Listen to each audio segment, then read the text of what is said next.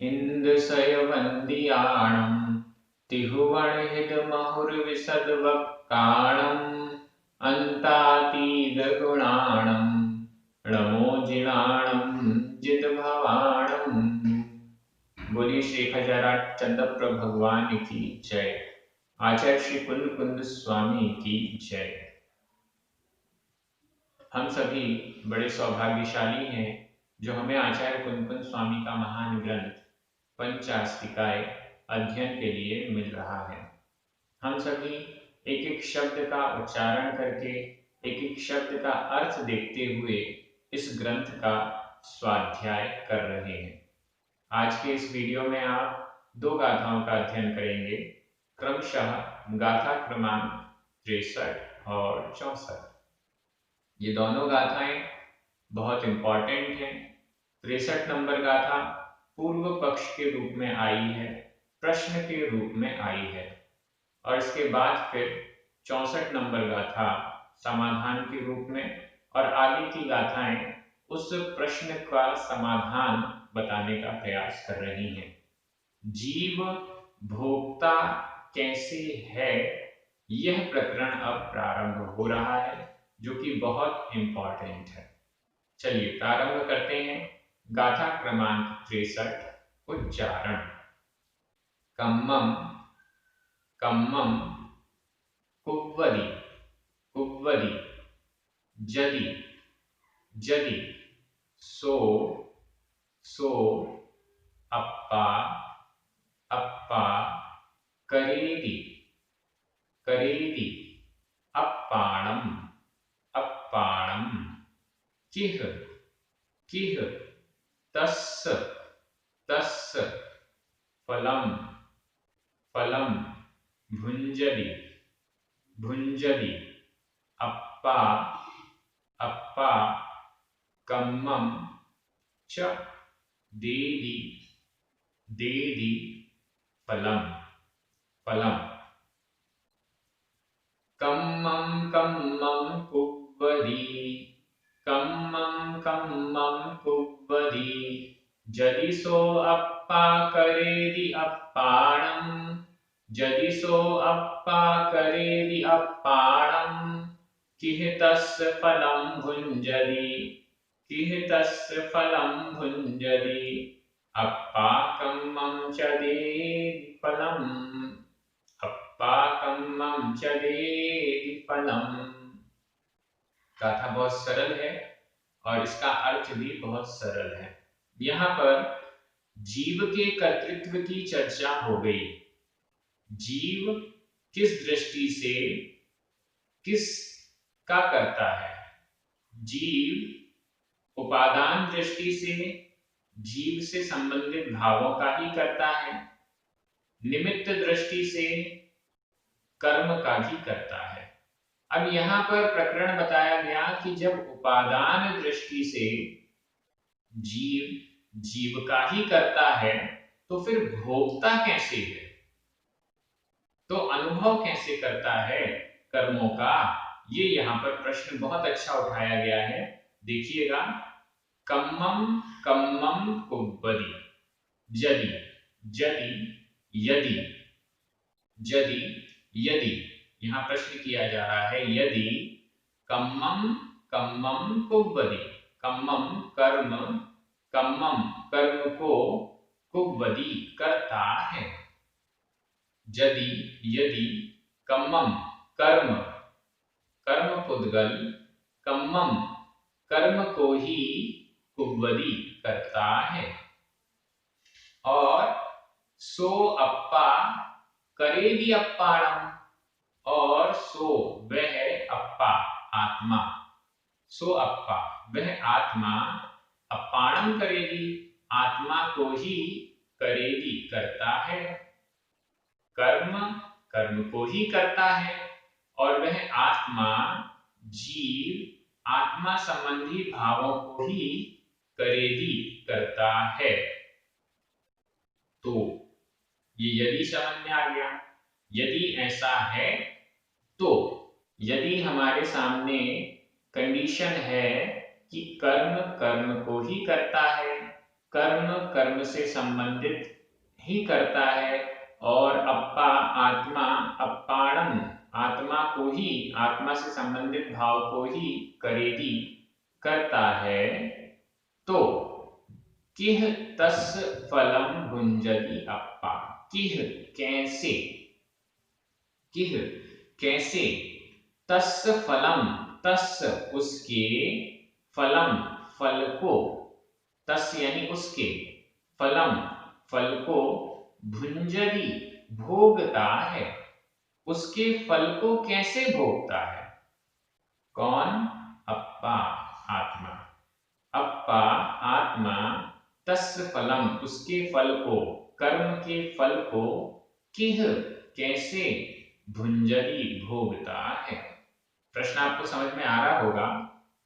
कर्म कर्म को ही करता है, आत्मा आत्मा के भावों को ही करता है, तो फिर यहां प्रश्न है कि अप्पा आत्मा तस् फलम उसके फल को, कर्म के फल को, किह कैसे, भुंजति भोगता है। कर्म के फल हमें क्यों भोगने पड़ते हैं? जब मैं कर्म को करता ही नहीं हूं तो कर्म के फल को क्यों भोगता हूं? ये प्रश्न किया जा रहा है। प्रश्न करने वाला निश्चित रूप से जैन दर्शन को अच्छे से नहीं समझ पाया है, या फिर वो एक शिष्य की दृष्टि से जिज्ञासा प्रकट कर रहा है। क्योंकि आपने बताया कर्म कर्म संबंधी कार्य करता है, जीव जीव संबंधी कार्य करता है, तो फिर जब जीव ने कर्म को नहीं किया है तो कर्म के फल को क्यों भोगता है? यहाँ भोक्तृत्व अधिकार की नींव रखी जा रही है। भोक्तृत्व विषय पर, कर्म भोक्तृत्व के विषय पर प्रश्न उपस्थित करके आगे जो विशेष चर्चा आचार्य कुंतल स्वामी करना चाहते हैं उसकी यहाँ पर पृष्ठभूमि तैयार की जा रही है। बहुत व्यवस्थित तरीके से प्रश्न पूछा गया है। आप सभी सोचने के लिए मजबूर हो भी गए होंगे, ये चक्कर क्या है, हमें कर्मों का फल क्यों भोगना पड़ता है? सबसे बड़ी परेशानी तो यही है कि हमें कर्मों का फल भोगना पड़ता है। अगर कर्म का फल भोगना ना पड़े तो इतनी जो पंचायत संसार की हम करते हैं वो करनी ही नहीं पड़ेगी। संसार के दुख जो हम भोगते हैं वो भोगने ही नहीं पड़ेंगे, सभी सुखी हो जाएंगे। तो ये प्रश्न तो बहुत जरूरी है कि मैं कर्म को भोगता क्यों हूं जब मैंने कर्मों को किया ही नहीं। ये प्रश्न है, समाधान नहीं है। और क्या प्रश्न पूछ रहे हैं? अप्पा तस् फलम किम भुंजति, आत्मा उसका फल कैसे भोगती है? और कम्मम च और कम्मम देवी फलम, कर्म कम्मम कर्म, किह कैसे, फलम देवी फल देता है। कर्म जीव को फल कैसे देता है? देवी देता है, कम्मम कर्म, फलम फल को, कम्मम कर्म जीव को, फलम फल, किह कैसे देवी देता है। प्रश्न बहुत अच्छा है। जब कर्म कर्म का करता है, जीव जीव का करता है, तो फिर जीव कर्म के फल को कैसे भोगता है? और दूसरा प्रश्न कि कर्म जीव को फल देता कैसे है? ये सब सिस्टम तो गड़बड़ है, ऐसा नहीं होना चाहिए। तो ये प्रश्न है। यहाँ आपको पूरी गाथा समझ में आ गई होगी, बहुत सरल गाथा है। इसके कुछ शब्दों पर ध्यान दीजिए। कम्मम कम्मम 2 बार लिखा हुआ है। एक बार, पहली बार जो कम्मम लिखा हुआ है वह तो प्रथमा विभक्ति का एक वचन है। नपुंसक लिंग में कम्मम शब्द नपुंसक लिंग में है, प्रथमा विभक्ति का एक वचन है। और दूसरी बार जो कम्मम लिखा हुआ है वो द्वितीया विभक्ति का एक वचन है। देखिए ये सब समझना बहुत जरूरी है।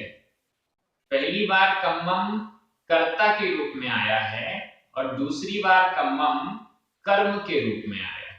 नीचे भी एक बार कम्मम शब्द आया है, वो भी कर्ता के रूप में आया है, उसमें प्रथमा विभक्ति का एक वचन है।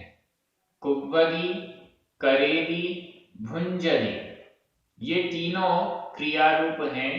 वर्तमान काल, अन्य पुरुष, एक वचन के, कुव्वदी, करेदी, भुंजदी। इसके अलावा सो, अप्पा और नीचे भी अप्पा लिखा हुआ है, ये प्रथमा विभक्ति का एक वचन है। अप्पाणम और फलम, दो बार फलम शब्द है, द्वितीय विभक्ति का एक वचन है। तस् षष्ठी विभक्ति का एक वचन है। शेष सभी शब्द आपको क्लियर हो रहे होंगे। ये गाथा का अर्थ बहुत अच्छे से हो गया है। अब हम अगली गाथा में चलते हैं। इसके बाद की लगातार 7 गाथाओं में इस प्रश्न का उत्तर धीरे धीरे करके समझाने का प्रयास आचार्य कुंकुन स्वामी ने पुरुषार्थ किया है। अगली गाथा में तुरंत समाधान नहीं मिल रहा है। अगली गाथा में इस प्रश्न का समाधान मिल जाए ऐसा नहीं है, 7 गाथाओं में मिलकर इसका समाधान हमें मिलेगा।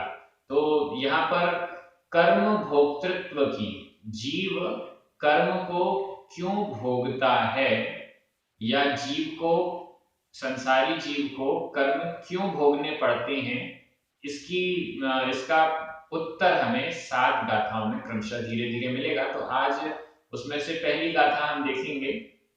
आचार्य कुंद स्वामी कर्म भोक्तृत्व के विषय में प्रस्तावना के रूप में पहली गाथा दे रहे हैं। इसके बाद 7 गाथाओं में इसको अच्छे से समझाएंगे। चलिए गाथा प्रारंभ करते हैं। गाथा नंबर 64। उच्चारण।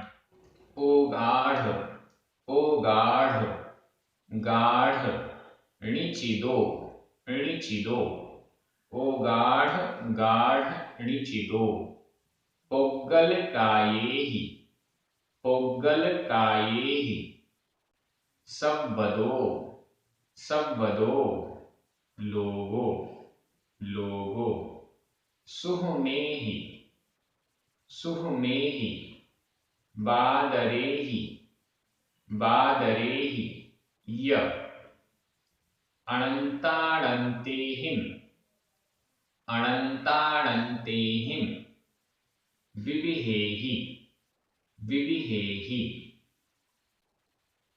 ओ गाढ़ गाढ़ णिचिदो, ओ गाढ़ गाढ़ णिचिदो, पोग्गल कायेहि सव्वदो लोगो, पोग्गल कायेहि सव्वदो लोगो, सुहमेहि बादरेहि य, सुहमेहि बादरेहि य, अनन्ताणन्तेहिं विविहेहि, अनन्ताणन्तेहिं विविहेहि। गाथा बहुत अच्छी है।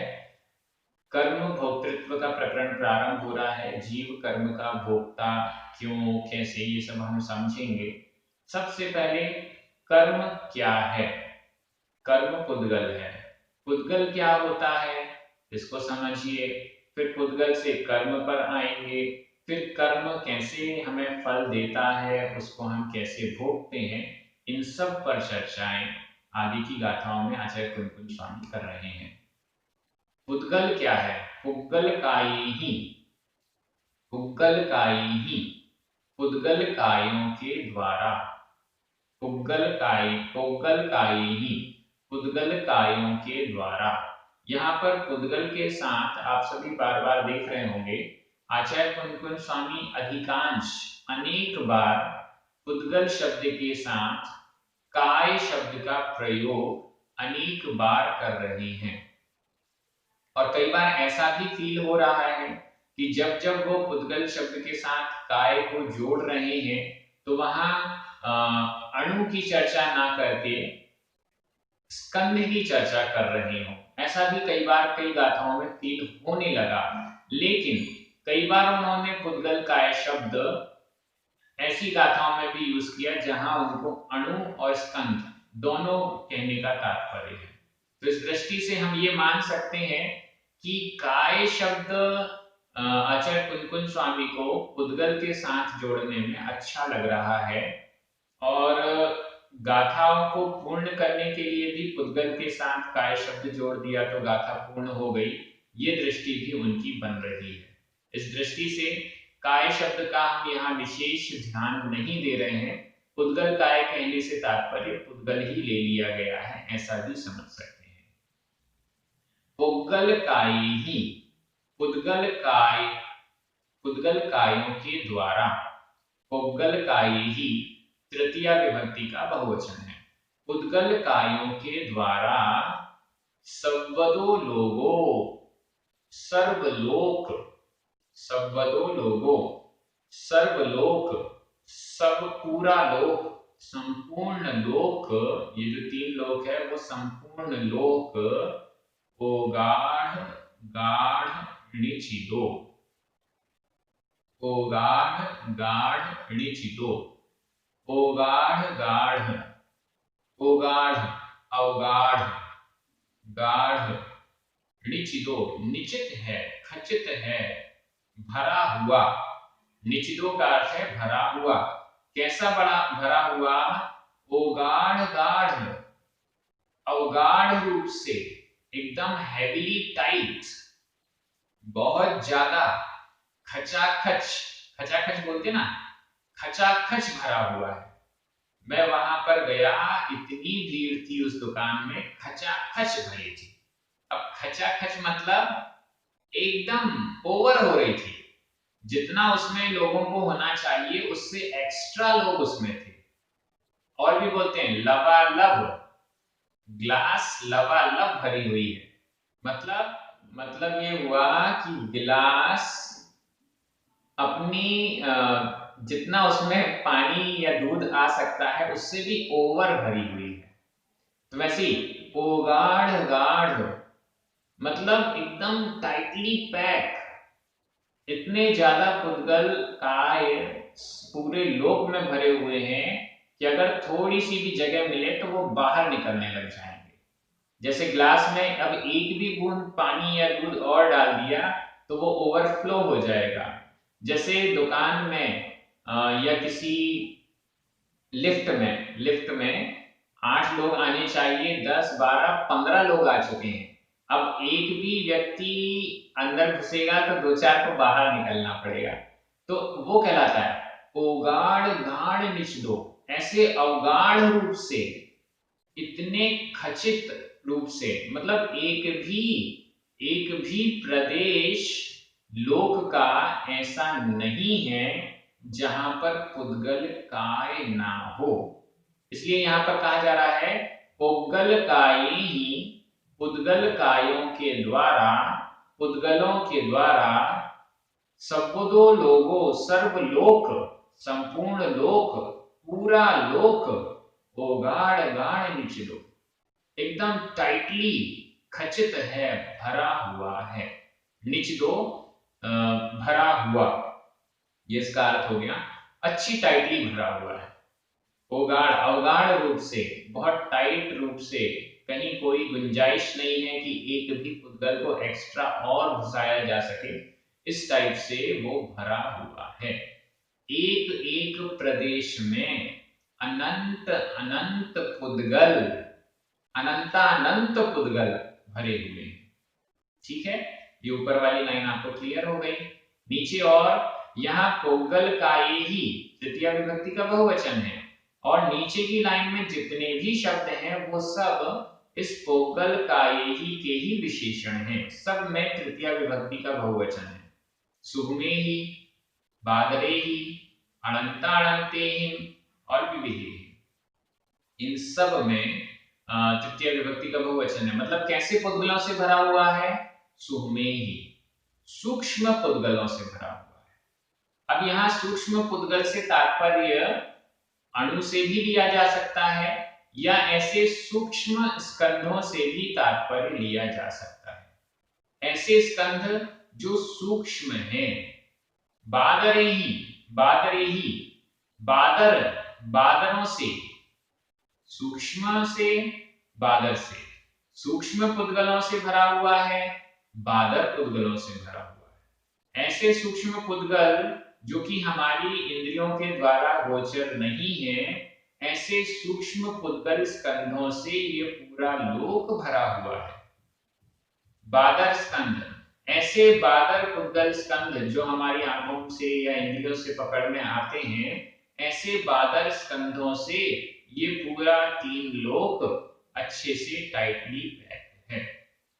सुमेहि बादरेहि यह और अनंतानंतेहि, अनंतानंत क्वालिटी बता दी सूक्ष्म और बादर, क्वांटिटी बता दी अनंतानंतेहि, अनंतानंत।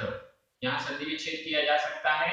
अनंत प्लस अनंत, अनंत में त में छोटा अ और फिर छोटा अ मिलकर बड़ा आ हो गया। अनंतानंतेहि, अनंतानंतेहि, अनंतानंत, अनंतानंत पुद्गल कायों से भरा हुआ है। एक एक एक एक प्रदेश अनंतानंत पुद्गलों से भरा हुआ है। और कैसे है ये? विविधेहि, विविधेहि, विविध, विविध, विविध का मतलब अनेक प्रकार के। अब देखिए पुद्गल कैसे हैं? सूक्ष्म भी हैं, बादर भी हैं। सूक्ष्म बादर का वो हम अंतर समझ लें। सूक्ष्म पुद्गल जो हैं, सूक्ष्म स्कंध जो हैं, वो आपस में एक दूसरे से टकराते नहीं है, एक दूसरे को क्रॉस करके चले जाते हैं, एक दूसरे में ही अवगाहन प्राप्त कर लेते हैं, वो सूक्ष्म पुद्गल हो गए। बादर पुद्गल जो एक दूसरे से टकराते हैं, एक दूसरे को स्थान नहीं देते हैं, उनको स्थान के लिए अलग अवस्था व्यवस्था करनी होती है, तो वो बादर हो गए। अनंतानंतेहि का मतलब जो संख्या में अनंतानंत हैं, जो एक एक पुद्गल काय है। पुद्गल के जो स्कंद होते हैं वो संख्यात प्रदेशी भी होते हैं, असंख्यात प्रदेशी भी होते हैं, अनंत प्रदेशी भी होते हैं, और अनंत प्रदेशी को ही हम अनंतानंत प्रदेशी भी कह सकते हैं। ऐसे पुद्गलों के स्कंद छोटे से लेकर बड़े तक होते हैं। जो कर्म वर्गणाएं, कर्म पुद्गल हमसे जीव से बनती हैं, वो अनंतानंत प्रदेशी कर्म वर्गणा होती है। वो कर्म वर्गणा अनंतानंत प्रदेशों वाली होती है। तो इस दृष्टि से अनंतानंतेहि, अनंतानंत जो पुद्गल काय है वो संख्या में अनंतानंत है। एक एक प्रदेश में भी अनंतानंत है और पूरे में मिलाकर भी अनंतानंत है, क्योंकि अनंतानंत से बड़ा तो कुछ होता नहीं है। तो इस दृष्टि से जो पुद्गल है, पुद्गल काय है, वो अनंतानंत है। और ये विविध विविध प्रकार की, अलग अलग प्रकार की है।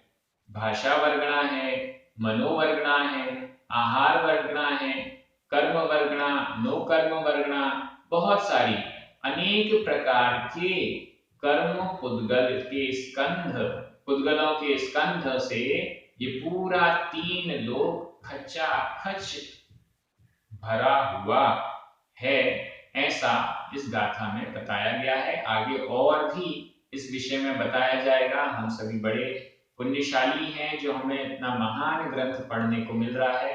बार बार आनंद की अनुभूति होती है, बार बार ऐसा लगता है कि ये सौभाग्य बहुत मुश्किल से मिल रहा है।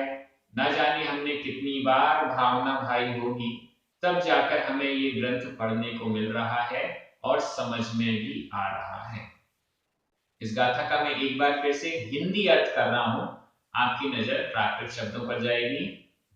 और एक बार पहले विभक्तियों पर ध्यान देंगे। सब में तृतीय विभक्ति दिख रही है। पुद्गल कायेहि, सुमेहि, बायरेहि, अनंतानंतेहि, विविधेहि, सब में तृतीय विभक्ति का बहुवचन है।